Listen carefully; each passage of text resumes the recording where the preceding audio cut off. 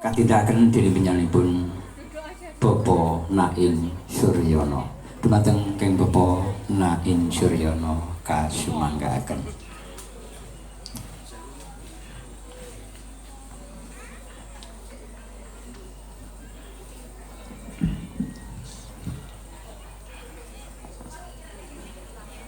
Bapak Ibu, utaminipun Bapak Agus Setioko mewakili Ibu Yayu Bagesbang Kota Surabaya,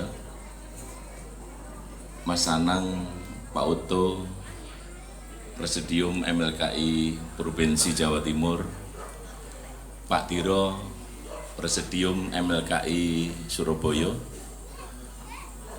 kalian kadang-kadang sedaya, para sepuh, bini sepuh, aji sepuh, saking kadang penghayat kapitayan utawi kepercayaan yang ada di Kota Surabaya, para sutrisno budaya, lajeng kalau wau konco-konco saking FPL, matur nuwun sampun rawuh, Bapak Ibu kawula ngaturaken rahayu, rahayu, rahayu.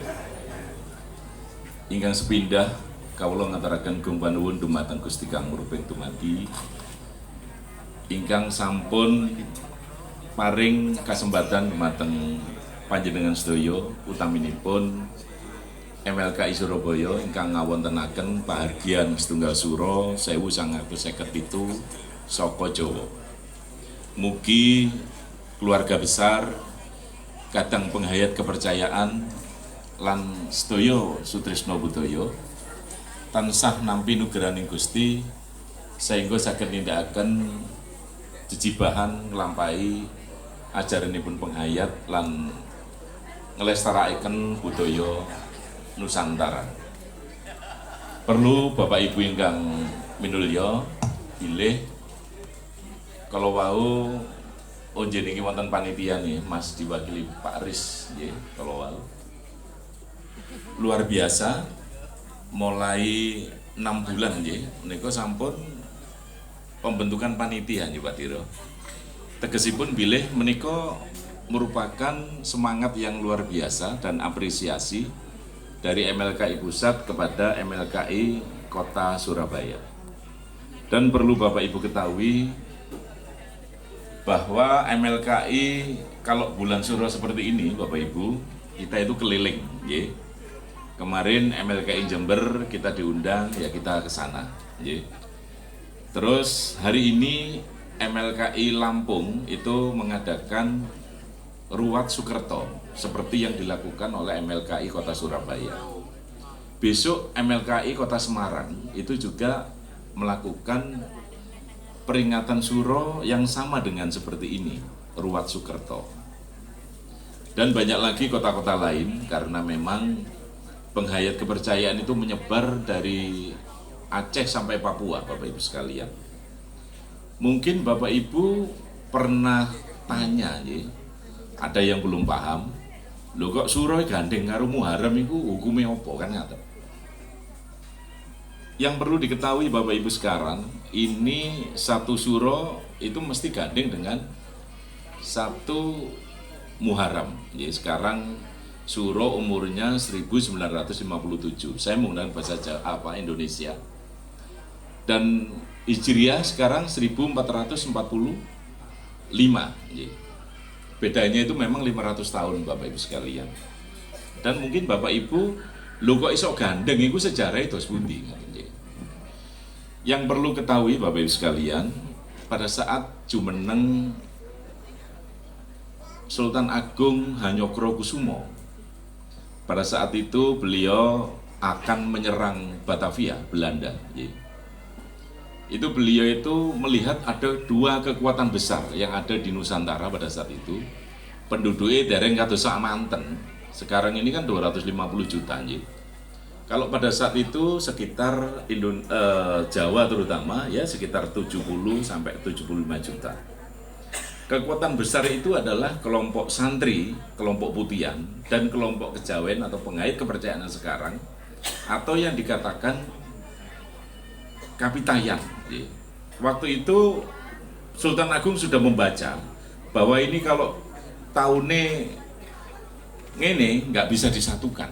Akhirnya Sultan Agung Hanyokrokusumo menyatukan tahunnya, dan kelompok kejawen, kelompok kapitayan, kelompok pengait kepercayaan menika dikurangi tahunnya. Pada saat itu dikurangi 76, 76 tahun. Ya pancen orang Jawa itu kan selalu nerimo, selalu legowo dan tidak pernah memberontak kepada penguasa. Itu adalah ciri khas orang Jawa. Kita terima. Akhirnya digandeng Bapak Ibu. 1 Muharram dan 1 Suro disatukan. Dan ini merupakan tujuannya Sultan Agung untuk menyatukan kekuatan besar itu. Akhirnya bersatu dan diseranglah Batavia. Mungkin menawi panjenengan, menawi mirsani filmipun Sultan Agung Hanyokrokusumo, di situ ada 3 kali penyerangan, dan yang terakhir, yang ketiga itulah yang menang. Karena berbagai hal, ya, menapa, wonten permasalahan-permasalahan internal, akhirnya disatukanlah itu kekuatan santri dan abangan. Terus menawi Bapak Ibu yang asalnya atau aslinya dari Solo, itu di sana ada Kampung Putian dan Kampung Abangan, Abritan. Abangan ya. Jadi itu adalah Sultan Agung Hanyokrokusumo. Lajeng Bapak Ibu, Suro itu kenapa kok dikatakan bahwa 1 Suro itu sama halnya dengan, kalau orang Jawa itu momentumnya adalah momentum dari dalam diri kita, terutama ibu-ibu yang sedang bobot. Kalau kita tahu bahwa 1 Masehi, sekarang ini 2023 1 Masehi, itu momentumnya adalah kelahiran Sang Kristus, Nabi Isa. Kalau 1 Hijriah itu adalah Nun Sewu, mungkin kalau yang saya sampaikan keliru, memang saya tidak pernah mempelajari, tapi saya dengar dari cerita dan baca perjalanan Rasul Nabi ke Mekah ke Medina, leres nggih Bapak Ibu. 1 Hijriah nggih. Terus momentum Suro itu beda Bapak Ibu. Nggih.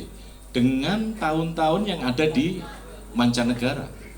Leluhur kita menggunakan ukurannya itu dari kelahirannya manusia. Nggih. Mulai Bapak Ibu kumpul karo suami istri lah ngaten nggih. Itu dihitung Bapak Ibu sampai 9 bulan 10 hari melahirkan. Dan ada di tahun Jawa itu dulu tahunnya itu setiap 1 tahun itu bisa 9-10 bulan. Jadi karena ada hari yang 40 hari, ada yang 35 hari, bahkan ada yang 27 hari. Itu antara 9 sampai 10 bulan. Akhirnya dengan pergeseran penguasa yang ada di Nusantara ini, tahun Jawa asli digeser, Bu. Pada saat Raden Wijaya berkuasa di Mojopahit, kita itu sudah digeser tahunnya. Kita juga diganti. Dan sekarang ini saudara kita yang ada di Bali, itu tahun Soko yang memang kita gunakan dulu. Jadi memang Bapak Ibu, Hindu Bali dengan Hindu India memang beda. Ya karena tahunnya itu juga tahun Soko. Dan tentunya Bapak Ibu sekalian, saya mohon maaf ini, orang Jawa itu ternyata luar biasa. Kalender punya, diarani tahun Soko. Terus menapa huruf Hanacaraka nggak ada. Terus Hanacaraka itu beda dengan tahun Bu, Bapak Ibu sekalian, dengan huruf yang lain. Hanacaraka niku panjenengan ngertos, itu tulisannya, kalau ini garisan Bapak Ibu, Hanacaraka itu harus di bawahnya garisan. Luar biasa. Artinya bahwa leluhur kita itu sudah memasrahkan kehidupannya lahir batinnya itu kepada Gusti Allah. Kalau yang lain kan ada yang dari kanan ke kiri, yang banyak itu dari kiri ke kanan.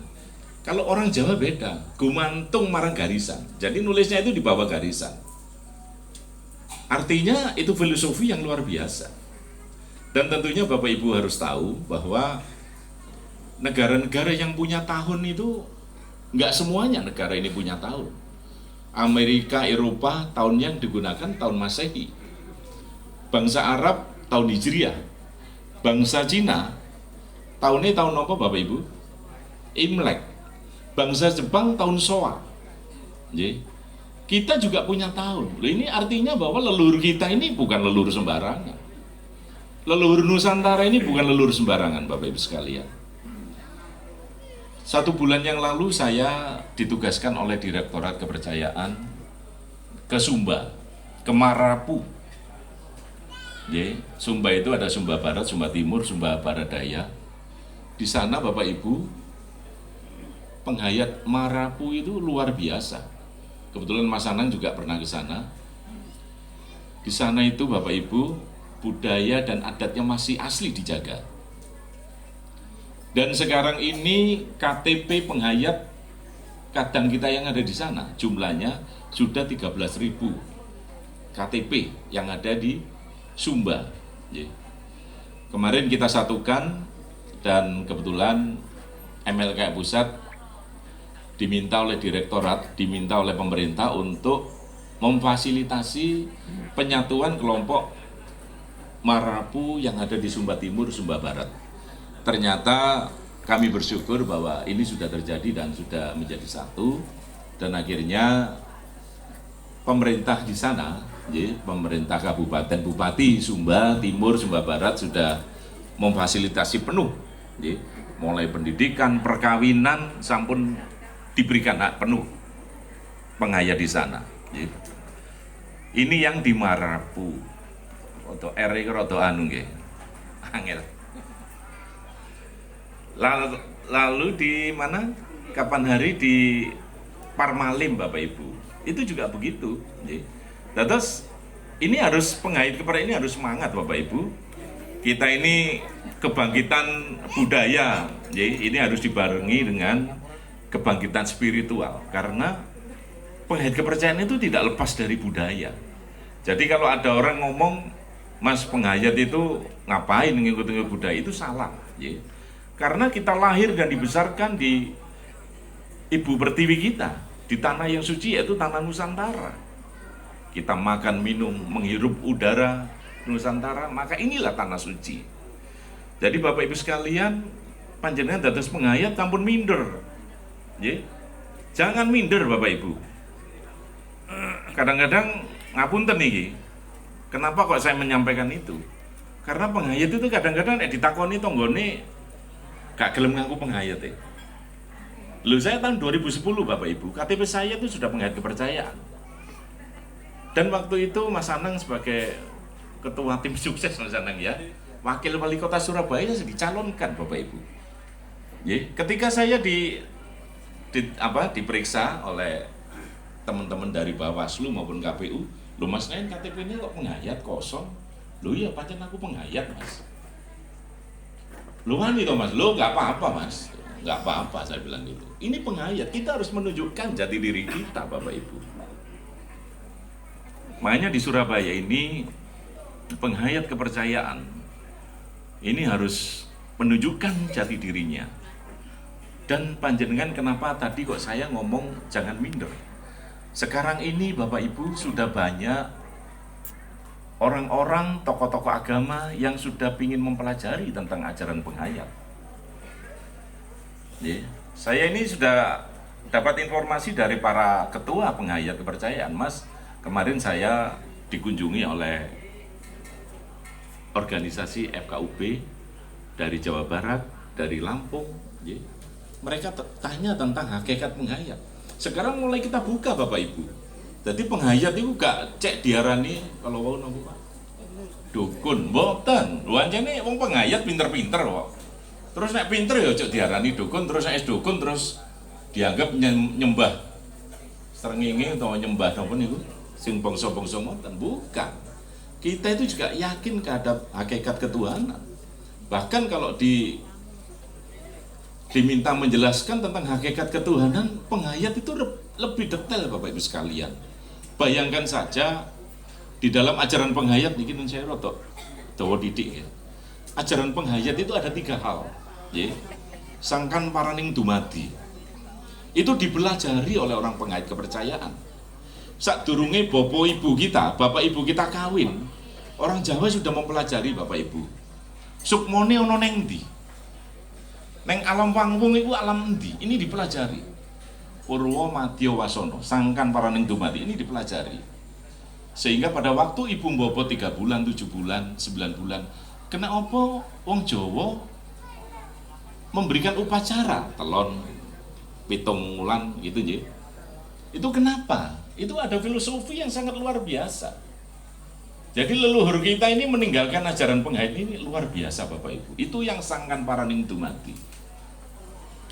Lalu tentang manunggaling kawulolan Gusti, menyatukan antara sukmo kita dengan sukmo sejati, dengan atau ada yang menyebut guru sejati, nur yang ada di dalam diri kita dengan Sang Pencipta, itu diajarkan di dalam manunggaling kawulolan Gusti.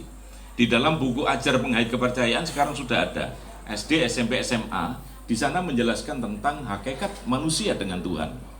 Itu di dalam buku pendidikan sudah ada Bapak Ibu. Sudah dicetak oleh Kementerian Pendidikan dan Ristek. Ye. Lalu apalagi tentang memayu hayu bawono, tentang aplikasi di dalam ajaran penghayat kepercayaan, itu juga diajarkan Bapak Ibu. Bagaimana implementasi kehidupan, memayu diri, memayu sasomo, memayu lingkungan bangsa dan negara, diajarkan semua. Jadi Bapak Ibu, ya nun sewu, penghayat kepercayaan sekarang itu sudah mulai dilirik ya, oleh orang-orang yang ya nun sewu. Kalau misalnya di sini ada tokoh-tokoh agama yang ingin belajar, nggak masalah, ya, nggak masalah Bapak Ibu, diberikan seluas-luasnya dan jangan menutup-nutupi, ya. Karena sekali lagi kadang-kadang para sesepuh itu menutup-nutupi, nggak membuka diri, sehingga ya ngapunten. Kalau tadi ada 31 organisasi yang sekarang 11, yaitu karena itu, ya, karena menutup-nutupi akhirnya yang meneruskan nggak ada. Sampun Bapak Ibu, ya, panjenengan itu sami kalian kadang-kadang liane, jangan apa minder, ya. Lalu yang selanjutnya, ya, menawi panjenengan sami para sepuh, bini sepuh, aji sepuh, nun sewu kadang tak bernama, ya, nun sewu. Dulu ketuanya adalah Profesor Warsito. Beliau adalah guru besar dan tetangga saya, ya. Tinggalnya di Jalan Kombes Pol Duriyat nomor 27. Saya dulu tinggal di Jalan Kombes Pol Duriyat nomor 25, Bapak Ibu. Di situ merupakan asrama tentara dan polisi, ya. Kebetulan saya anak kolong, ya. Pak Warsito itu ketuanya tak bernama, ya. Putranya Dr. Nun Sewu yang dokter anak, ya, itu adalah Mas Ismu. Kebetulan keluarga adoh, ya, dengan saya misanan. Beliau ini adalah meneruskan itu. Jadi panjenengan semua Bapak Ibu sekalian, jangan, saya itu memotivasi itu karena ya nikut itu tadi, karena melihat bahwa penghayat sekarang mulai semangatnya kurang. Ayo Bapak Ibu, ya, panjenengan itu sami dengan yang lain. Jadi kalau yang lain itu pengen belajar tentang hakikat Tuhan, monggo para sepuh diajaraken mawon, mboten usah ditutup-tutupi. Mbok ngaten ngapunten niki rada dawa ya, karena kecintaan saya kepada panjenengan semua dan ajaran penghayat bahwa kita jangan turun. Kita harus naik dan penghayat kepercayaan harus jadi cagak, contohnya obori jagat menjadi mercusuar, ya, Nusantara ini akan menjadi mercusuar karena penghayat kepercayaan. Matur nuwun, rayu, rayu, rayu. Katen panjenenganipun Bapak Nain Suryono sampun paring dawuh pangandika kanthi cetha kulaha lan trawaja. Semanten ugi